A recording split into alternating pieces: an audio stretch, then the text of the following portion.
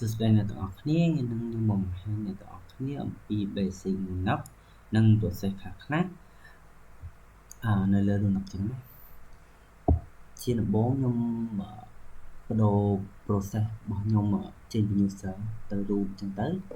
អញ្ចឹងខ្ញុំប្រើ su ដើម្បី switch ទៅ user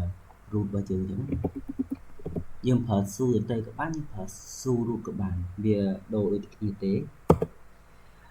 ឡូវខ្ញុំដាក់ password សិនដើម្បីចូលទៅកាន់ user root របស់យើងនេះយើងចូលមកកាន់ root របស់យើងហើយបន្ទាប់មកយើងប្រើនៅ command line ps command line ps នេះគឺ process ដែលយើងកំពុង run នៅលើ terminal ឥឡូវនេះវាបង្ហាញមកអីបន្ទាប់មកprocess មាន PID ហើយ PID គឺសម្រាប់គ្រប់គ្រងឬបញ្ឈប់នៅ process បន្ទាប់មកយើងប្រើនៅ command line បន្ទាប់គឺ ps aux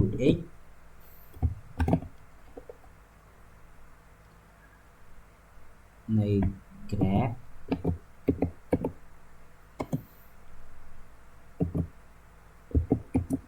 ថានៅទីមក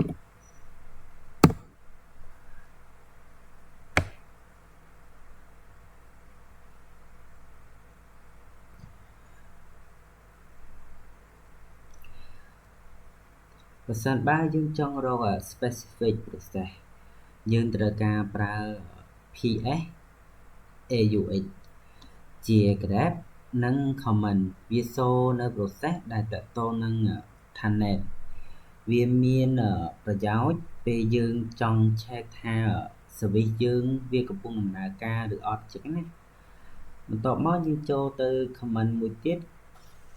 គឺ comment top សម្រាប់ comment top នេះបង្ហាញពីការប្រើរបស់ RAM ឬ CPU ឬ process ដែលយើងកំពុង run ដើម្បីចេញពី process យើងត្រូវប្រើ Q ក៏បានយើងប្រើ clear ក៏បានចឹងណាអញ្ចឹងខ្ញុំចេញពី process ហ្នឹងទៅកុំឲ្យអ្នកទាំងអស់គ្នាពិបាកមើលចឹងណាអញ្ចឹងខ្ញុំប្រើ Q ទៅវាមកបន្ទាប់មកយើងចូលទៅ command line បន្ទាប់ទៅគឺ command line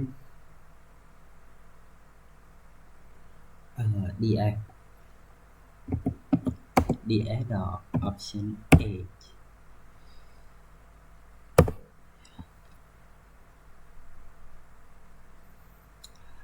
សារនេះគឺបង្ហាញយើងអំពីការប្រើនឹងទំហំដែលធានាបន្ទាប់មកគឺយើងប្រើនៅ command line free ដើម្បី check មើល RAM និង space វាបង្ហាញថា memory ដែលយើងប្រើនឹងវាអស់ប៉ុណ្ណាចឹងណានេះវាបង្ហាញមកហើយតបមកយើងប្រើនៅ command line cat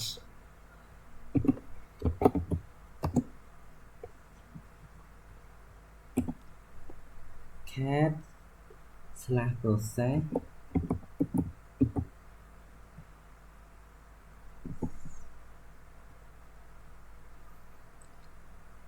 /cpu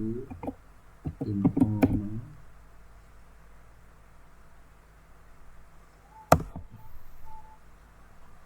ត្រង់នេះវាបង្ហាញយើង detail នៅ processor ចឹង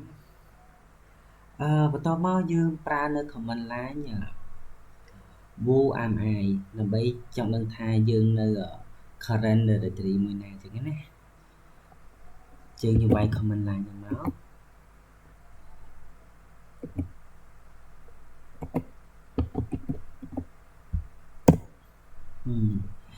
នេះវាបញ្ជាក់យើងហើយថា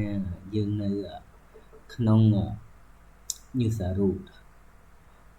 អូខេវីដេអូខ្ញុំមានតែប៉ុណ្្នឹងទេ ជួបគ្នានៅពេលក្រោយទៀតសូមអរគុណ